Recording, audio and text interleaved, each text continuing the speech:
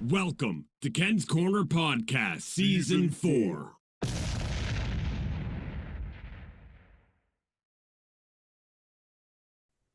Well, welcome to Ken's Corner, our Four Nations tournament, face-off tournament, Four Nations face-off tournament wrap-up. I want to say it right, Joe. I'm Ken Judge, and I'm here with Joe Moyer.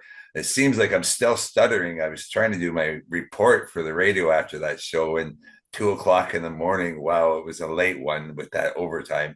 In fact, it was so late that players from the Toronto Maple Leafs were asked, "Did you see that goal? Did you see the way Mitchie passed that puck?" And John Tavares said, "Oh no, I was well off in bed by the end of the third period, but I had a chance to relive it in the morning with the joys of fantastic PVR that he has there." So his children and John got to relive that experience in the morning. Joe, how the heck are you doing? And how are you Doing feeling great. about this Doing tournament? great. It was a late night. Remember me complaining about why they started these games at 8 o'clock? That's why, because I think it ended sometime close to midnight, if not a little bit before. I can't remember, but it was quite the storybook ending and a great win for Canada. We got lots to talk about. The sun is shining, and let's hope that the weather, the cold Arctic weather, is a little bit behind us, and we can start looking forward to a spring thaw and playoffs coming and trade deadline. And we got a busy few weeks ahead of us, Kenny. That we do. That we do. Well, let's talk about this game. And actually, well, we are a Leaf based panel here. This is what we do. We talk about the Toronto Maple Leafs. So let's talk about our Maple Leafs that played in this game. I have to add the second one because Auston Matthews, wow, is he not the most snake bitten player, superstar in the NHL? He's now 0-4 in that building, and I think 7 straight losses in game 7 type situations. From hearing, listening to Overdrive anyway, that's their stats. So I tend to believe Brian Hayes. So, I mean, Auston Matthews, was he not the best American player on that ice? Well, I thought right behind Brady Tkachuk for sure. Brady Tkachuk was out there causing havoc, and he scored goals. Austin Matthews, I think he started slow. He was battling something a little bit. But certainly he was. I noticed both him and Mitch in that last game. I thought they both were very well deserved of any accolades they get. It's unfortunate that Matthews couldn't bury one, but he had his chances. And listen, Jordan Binnington, as much as I complained about him, and probably many others were a little concerned about him, that guy came and stole the show for us, as far as I'm concerned. Because is there a better goalie in overtime than him? I mean, he just has this ability to make that incredible save when you need it the most. And or else we could be a different story. I think as much as we complain about the goals he let in, he stopped when he needed to. So Yeah.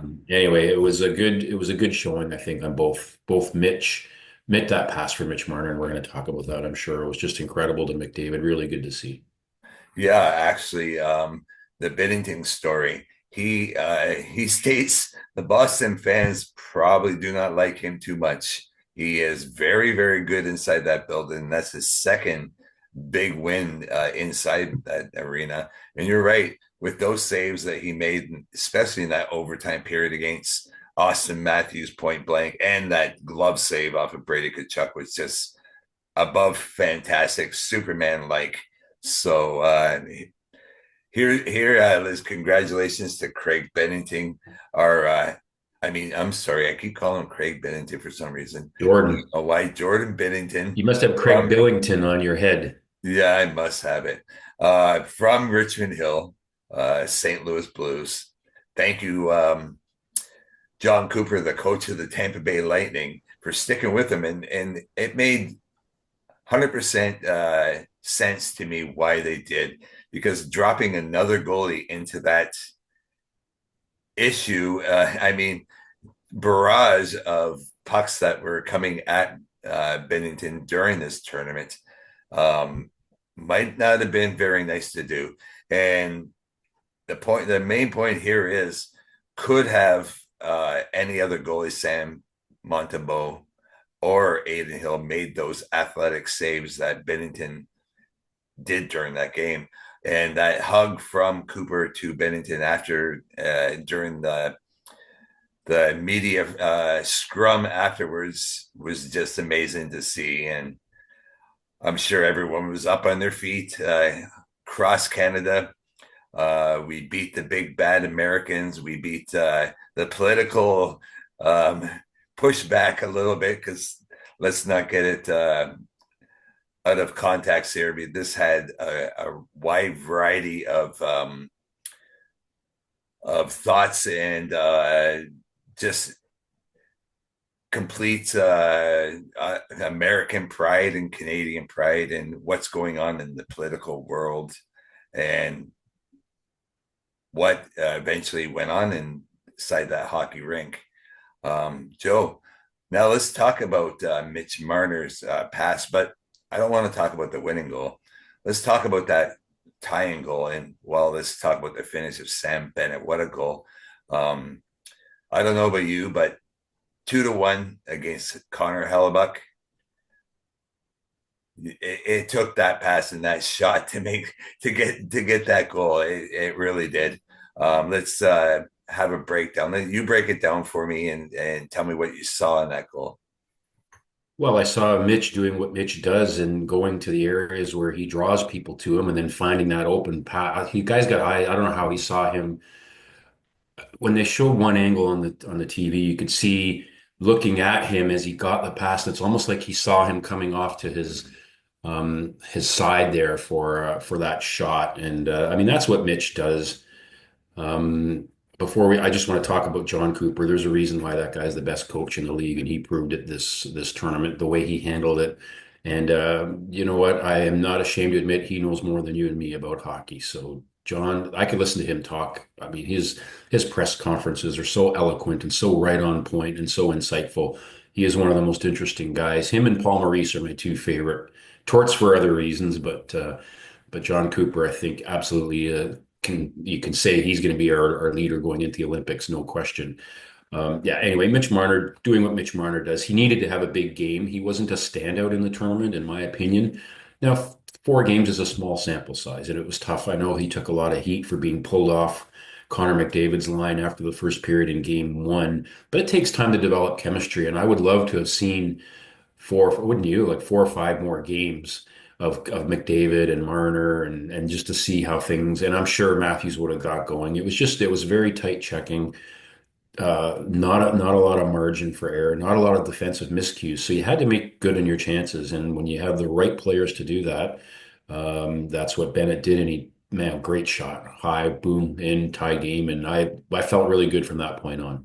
Yeah, and the word I was looking for earlier that I couldn't find because I don't know, we're taping really early here too, was emotions. The emotions surrounded this game politically and sports wise was unbelievable. In fact, Donald Trump made a phone call to the players earlier in the game, which vilified them up here in Canada. Brady Tkachuk and Matthew Tkachuk claiming that this is America's game now. Hockey is America's game. And guys like Paul Bissonnette and Brian Hayes chiming in with the pro-Canadian stuff in that, hey, look at us now. It's not your game. It's still Canada's game.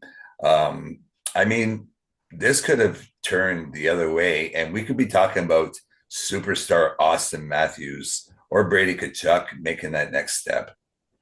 Absolutely, and I think that's why let's not get too high on ourselves. This is a very close tournament. It could have gone either way, a bounce here and there, a save here and there.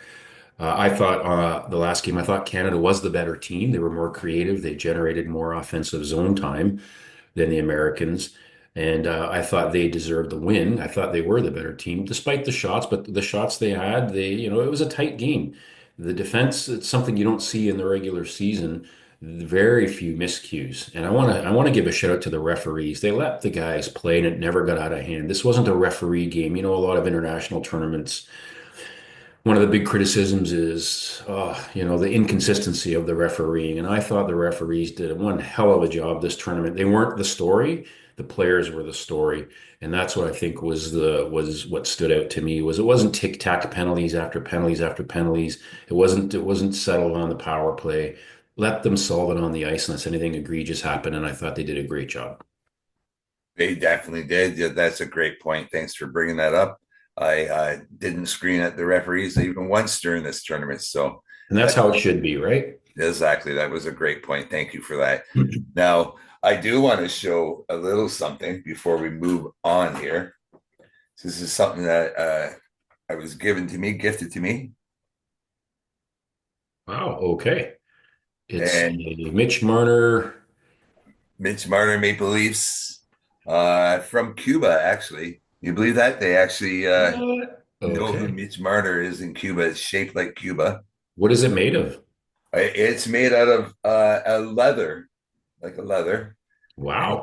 you know what? It's a great little piece. And actually, I want to point out this little piece right here. That's was gifted to me when I went out and did some work with this local Stouffville Spirit team.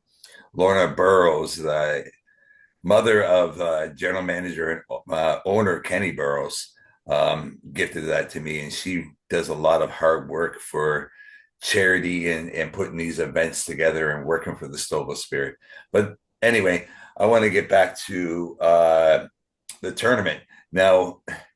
I, Brian Hayes and O'Neill and Frankie Corrado yesterday brought up a great point. Now, these guys like Faber, let's say, or Connor McDavid today, let's take that, or Faber from the States. Faber's been chasing around Connor McDavid and Nathan McKinnon and Sidney Crosby. Now he goes back to play his NHL game. Well, today, as we're taping, they're all back playing, and he's got to chase around a fourth liner.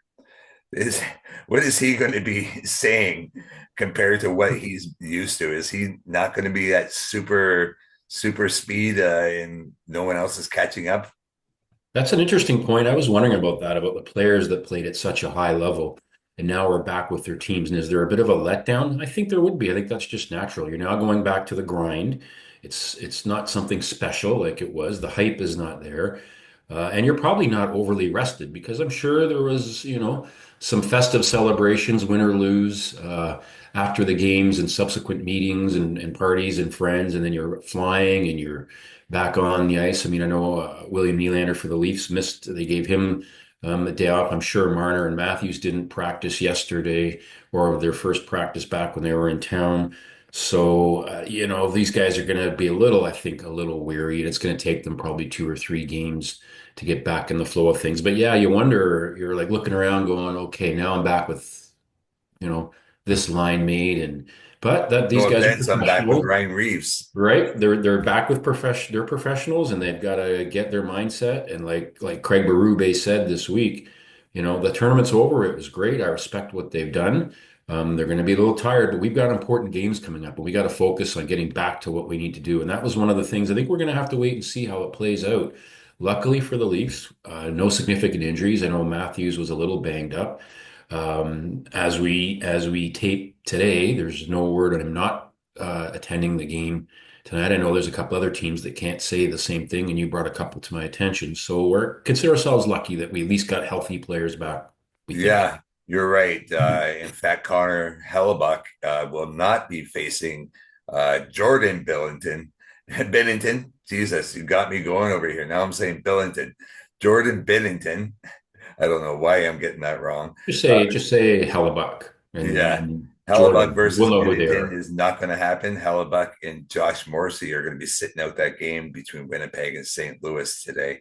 And the really bad news, Ken, is I think Matthew Tkachuk is injured and may not play. Oh, the agony of it. Listen, those Yeah. guys were cocky. Canada, I love the way they conducted themselves. Even Brad Marchand, who's got a tendency to yap off, didn't give them any fodder. In fact, he went overboard by saying they're the best U.S. team I've ever played against. That was brilliant on his part. Don't give them any ammunition. And that's why we're Canadian. We didn't have to talk the talk like those guys did. So Yeah, you're proud right. of Brad that. Marchand, we're used to him saying that about our Toronto Maple Leafs. So that's not something that he's uncommon for doing, his little backhand sarcasm. And honestly, it endeared to the Canadian fans, and there were Montreal Canadian fans and Maple Leaf fans and alike cheering Brad Marchand during this tournament.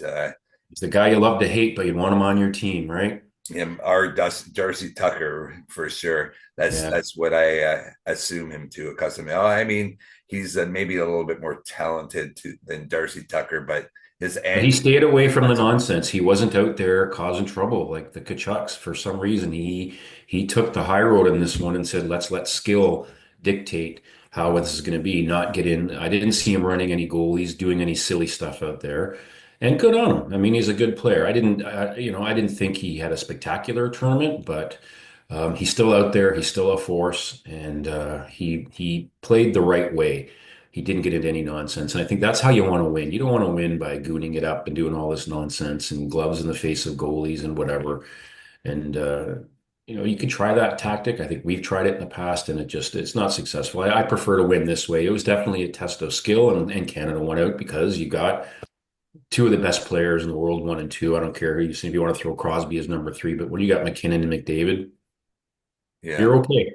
And more games, you ask? Well, we will see that next year in the Olympics. We'll see a lot more games.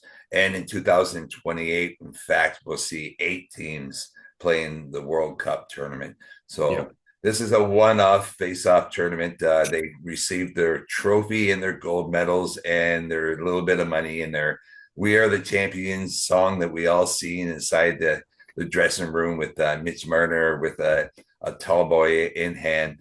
Now, we don't have a lot of time here, but we're going to set up this game here today. Let's move on to the Toronto Maple Leafs. And here comes Frederik Andersen with the Carolina Hurricanes back from injury, facing us apparently tonight against our, well, I'm hoping our best goalie, Anthony Stolar. I'm really excited to see Anthony back in the net and to watch some Maple Leaf hockey.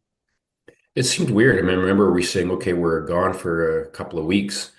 And it seems like longer than that we haven't had Leafs or Anthony Stolarz to talk about. But Stolarz didn't get the last start. It was Joseph Well. So Stolarz is probably itching to get on the ice. It's good. I don't think good news. Play Frederik Andersen. I'm good with that. He doesn't intimidate me anymore at all. So that's good news. Again, we'll see if there's any letdown. What'll be interesting to see is how Auston Matthews gets received at center ice when they introduce, if they do introduce or give some kind of special recognition to the players that participated in the Four Nations. I'm not sure if they will or not, but it's that whole booing thing. It got tired, and good on the Boston Bruins fans. They did it a little bit at the start of the anthem, but for the most part, I thought they were respectful throughout the end of the game, even when Canada was playing the winning anthem. I mean, sure, most of them probably left, and it was mostly Canadians, but I thought. Overall, Canada started it. We started the booing. I didn't agree with it. I didn't think that it's the players should be able to hear that. And I And I thought hope that we don't have it tonight. we shouldn't. It just adds fuel to the other team, and it certainly did for the U.S. The first Canada USA game. They even admitted the players that's what got us ticked off was booing in Montreal. And listen, the politics aside, it's not the players' fault on the ice. They're there to entertain us. And they put on one hell of a show. Every team, every player should be proud of themselves because to drop mid-season and go do that and take the risk of being the wear the goat horns for your country, and then come back and get right back into now the stretch drive into the playoffs. That's pretty special of those guys to do that. So why are we booing them? What's the point? In my opinion. Yeah, you're right. We should not be booing the anthem. Our anger or any anger is against the politicians down there in the States, not directed at the American people. They are our neighbors. So I agree with you 100%. Hey, are And you sitting down for although, this one? pardon me, Are you sitting down for this news? Shocking news. Max what's that? Pacioretty is injured. Yes, I know he won't be playing this week. He's tweaked something. Apparently, it's not all that bad. I do Uh, want to talk about something else real quick because I don't know how our time is doing right now. But are you hearing these trade rumors coming out of Carolina? Since Carolina is who we're facing, Mikko Rantanen is already up on the block, and Carolina is willing to eat half his contract, which would take him to a $2.35 million contract level. to whoever gives them. And someone's going to have to pay up to get that guy. And why the heck would they be trading him so quickly, do you think? Well, he hasn't got off to a good start there. His point level is way down. He's not producing like expected. But I think it was a shock to get him get him out of there, a shock to the team. And I think he's processing.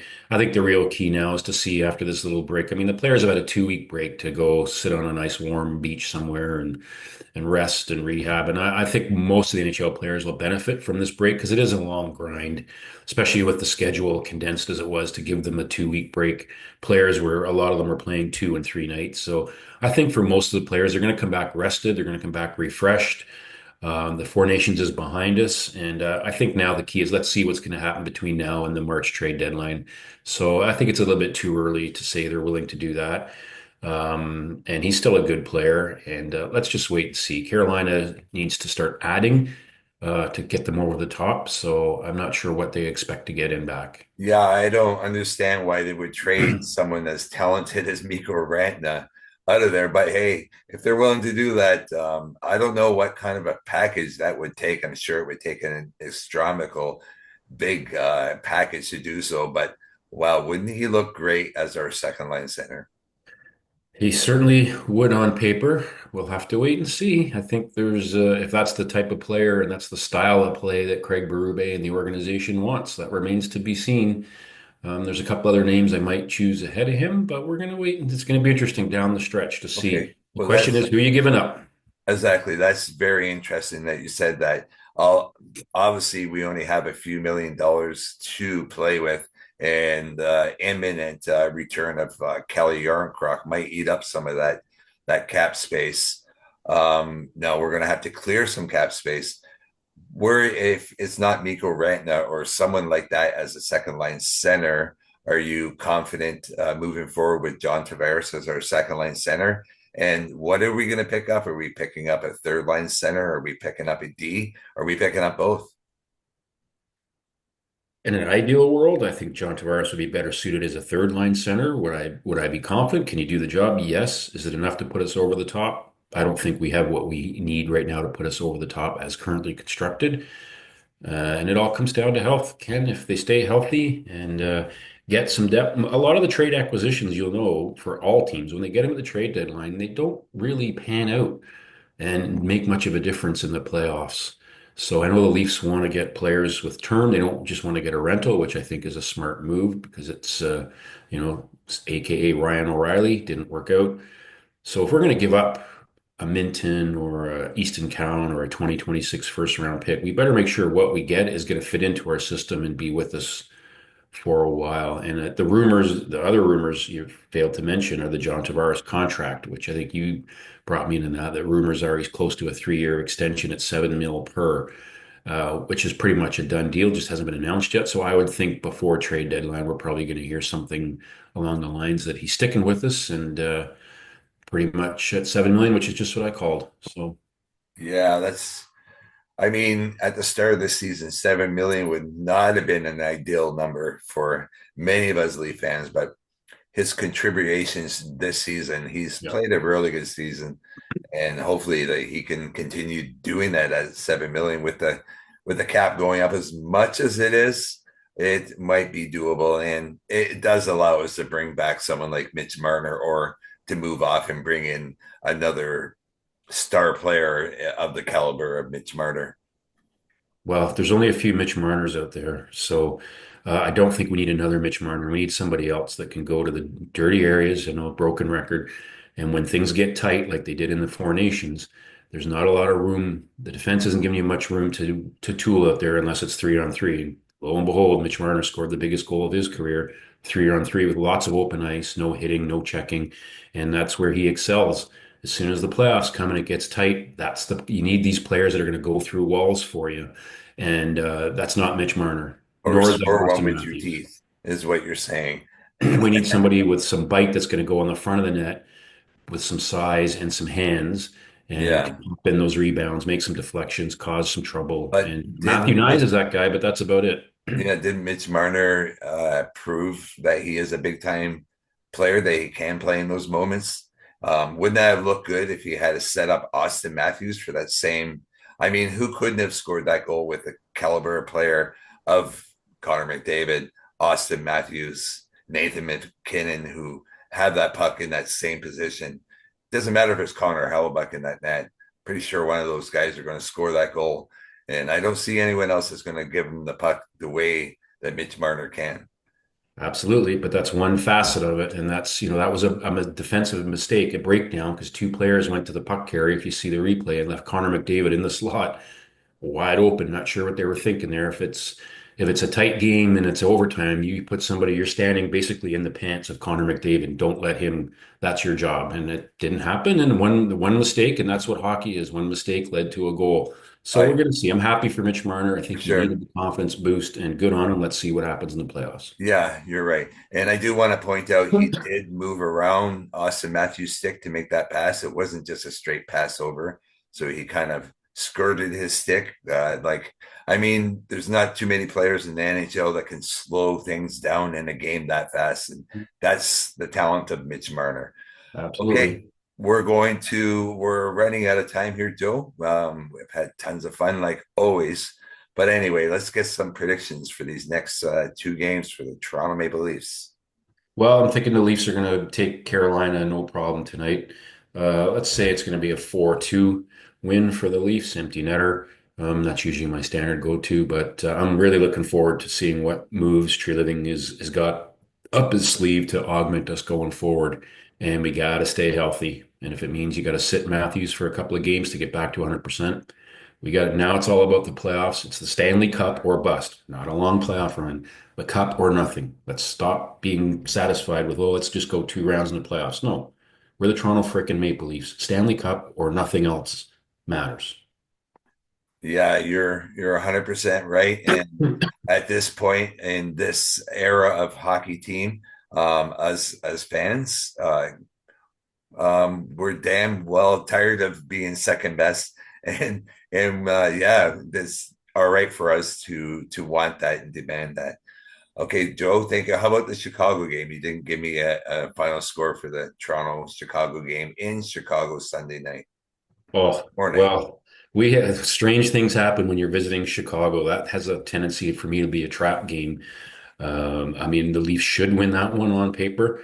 I gather they'll go with a different goalie. They'll back to back it. So probably Joseph Wall will get Chicago. So the good news is both our goalies get right back into action quickly. So let's say that one's a 5-2 win for the Leafs tomorrow. I'm on a Leafs high right now. So until they prove me wrong. So you'll be Yeah. happy with that. Well, Joe, people are going to start calling you the glass half full man. You keep that kind of Oh, stuff. I'll find something. Don't worry. Yeah, I'm sure William Nylander will skate real slow, maybe do a couple of ballet moves for I you. stayed away from Willie this show. I didn't talk about it, so there you go. I think he got 2 points in the tournament too. Yeah, So you know what? For what he was dealt, and Sweden was never supposed to be there. They weren't as constructed, as powerful as the American and the Canadian teams. And let's face the fact, none of us expected them to actually be there in the finals. That would have been one hell of an upset. all the players played amazing, and it was a great tournament, and everybody got caught up in it like I did. Initially, I was kind of like, I don't know, and then yeah, it was fantastic hockey, and the players did themselves proud, win or lose. Yeah. I also seen, as you're saying, that everyone got caught up in it. Paul Henny Hendrick, our friend who comes on very often for us here. I seen him on Twitter doing some Twitter troll battles about Mitch Marner and his play, and people weren't commenting too well, too nicely as they do on Twitter. But Paul stuck straight with the Canadian team and with our Mitch Marner, so, and Austin Matthews, like Paul always does. So it was fun to see. I'm looking forward to the Olympics and what moves forward, but I'm just really excited to get back into Leaf hockey here soon, and see what we can do before the March 7th trade deadline, as you've brought up for me here. It's going to be fun. It's going to be exciting, and we'll be back on here with our regular Leaf Talk, I guess, next week, and see where we're sitting, Joe. Sounds good. Look forward to it, Ken. Thanks very much. Thank you. And I'm gonna stick with you 4-2 tonight, and I'm gonna go 5-1 Toronto tomorrow. We're gonna fill the nets with Peter Mrazek. Auston Matthews is gonna score a couple of goals. He's gonna say, that's not Craig Billington in there, that's not Jordan Binnington. That is in fact Peter Mrazek. Thank you so much. Glass half full. Love it. Yeah, thank you very much. My name's Ken Judge. We're here with Joe Moyer. This has been our special for our Four Nations Face-Off tournament. Thank you so much, Joe. And oh, Canada A is all I got to say to head out here, Joe.